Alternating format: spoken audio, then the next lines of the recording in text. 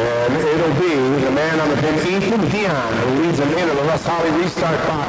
We are underway for 25 laps with the legend cars. Brody Wakefield tries to knuckleball his way out to the front off turn number 2. Falling back is Dion. He is being swallowed up by a pack of cars.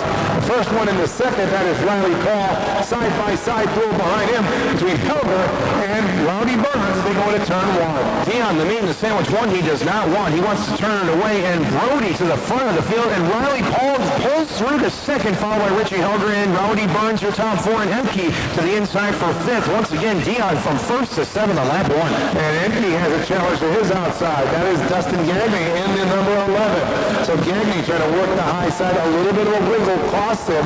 He'll drop down in front of Dion. We swing back to the front.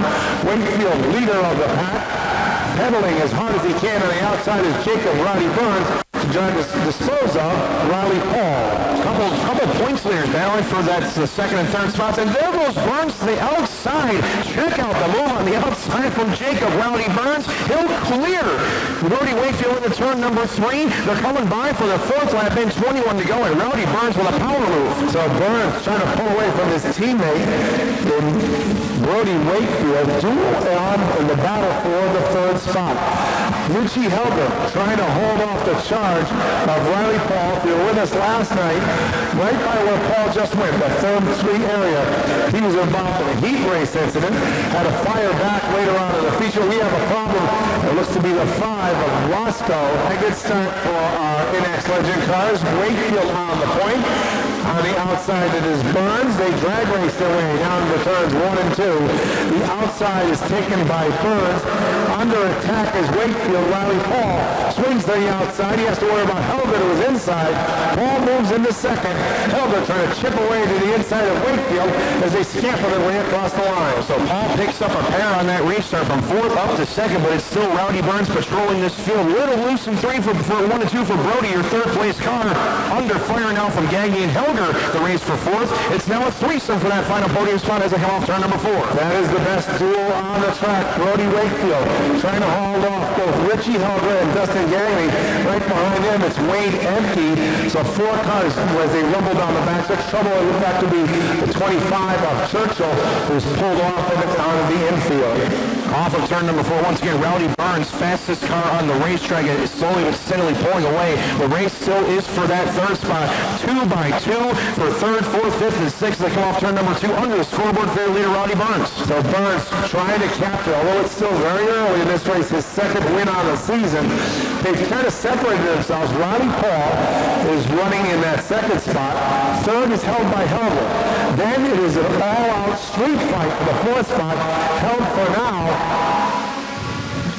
by the 0-4 of Brody Wakefield. Matching his car number is his position on the racetrack. When your average finish to start the season is 1.5 and you're looking to lower that, you're having a pretty good start to your campaign. And right now, Jacob Burns, again, fastest car on the racetrack. That number 13 Rowdy Racing Machine is flying. Riley Paul, all he can do is settle into 2nd, and your 3rd and final podium finisher right now is Richie Helger with 14 laps to go. Well, while the top 3 have pulled away, we're going to concentrate now on that battle for 4th. To the inside is Wade Emke. He has the spot for now, following in his tire tracks is Brody Wakefield. I think I saw a little chip and chase to the back bumper. Chips the back bumper now, trying to chase him down off the corner, across the line. Wakefield hangs on to that 5th spot, unable to get by Emke. Emke now clear of Wakefield, now tries to set his sights on that last spot on the box right here. He wants to get some TV time, does Wade Emke. Wakefield still at 5th position, then 6 through 10 is Gagne, Forster, Waterford, Dion, and Melania Shalowski rounding out the top 10. But your leader is just cruising right now, continuing to steadily walk away, slowly but surely. We have a dozen laps left to go, and 11 to go this time, Dave. And we have crossed the halfway threshold in this event, and in his own time and space is the 13 of Jacob Rowdy Burns. We're looking for the best duel on the track. That is deeper in the pack. That is where Wakefield now has his hands full. Closing in is the 15 of Forster as we're down to the final 10. That is positions 5, 6, and 7. Gagne is right there. But right now, nobody has an answer for Jacob Burns as he is steaming up the track and goes into turn 3. Going back to our poster, Ethan Dion unfortunately found himself 7th after 1 lap. He didn't know what hit him, and he just got past for a 9th spot. Lonnie Shalosky making up some ground, but still again watching leader Burns, and the battle for second is now heating up as Riley Paul under fire from Richie Helger, and Helger knows he has to keep pace to keep the points battle as tight as possible. Rowdy Burns is in cruise control with 8 circuits left around the speedball. Yeah, Riley Paul knows what he has to do. He has to work the high side, trying to hold off the charge of Richie Helger down low.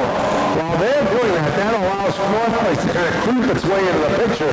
The 65 of Wade Empty on a Sunday afternoon drive with the windows down at the front. That is the 13. It's Jacob Burns, 7 laps away from scoring win number 2. Burns windows down, hand out the window, doing the wave motion in the air. You got to think that he is just enjoying this Sunday afternoon cruise here at the Bowl, trying to win his second race in 3 tries. So with half a dozen laps to go, Jacob Burns having a near-perfect start to the season. Burns definitely setting the pace down the backstretch. Has about a half straightaway advantage over the 99 of Helger. In third, it is Riley Paul. We're down to the final 5. The field has somewhat separated themselves out. This is probably going to be one of the best runs of the season for a young lady, Aubrey Wasco. Now, Aubrey has had great success in the quarter midgets. Another driver making the jump up to the legend cars. Right now, she has a very sturdy 8th place run on her hands with 4 laps left. The ladies making a great effort here. Again, you see Aubrey and Melania 8th and 9th, and Ayla Martin in 13th, but it's all Rowdy Burns, and you got to think the crowd will be rowdy if he's able to take another one home here. That'll be 2 out of 3. We're coming to now 3 laps to go, and that lead is still stretching out. It's over 2 seconds now with 3 laps to go. So we are down to the final stages of this feature event for the legend cars with 3 to go. We'll look to pick up our leaders. He is going to be coming up upon lap traffic, but with white flag, I think he can just coast his way by. First one he'll go by is the 24 of Corey Caddick. Set sail down the backstretch for the final time. I take that back with 2 to go, but he'll get the white flag this time through. And Jacob Rowdy Burns has 4 turns to navigate to get by and grab away to go by Ayla Martin, another one of this team's cars. Down the backstretch this time for the final time. It's going to be Jacob Rowdy Burns in turn number 3. He'll pick up feature event win number 2 on the season. Richie Helger will come home second. In third, it's going to be Riley Paul. Wade Empty is 4th. Brody Wakefield 5th. Dustin Gaggy 6th. Adam Forster 7th. Aubrey Wasco is 8th. Lonnie Of course, this is our Sunday special. How do you feel about once again extending the points lead now to double digits here in your campaign for the championship? Yeah, it feels good for races. This is our first Sunday. I thought it was a curse, but we finally broke that, so it feels good to be here winning on a Sunday. Awesome, man. Anybody you'd like to thank for another great campaign and once again extending the points lead out for your championship bid? Huge thanks to Nicholas Gore Racing. He doesn't set up on this thing. We're battle fast every week, so huge thanks to him. East Coast Southern covering all AF Motors, the Sporties for the sponsorship.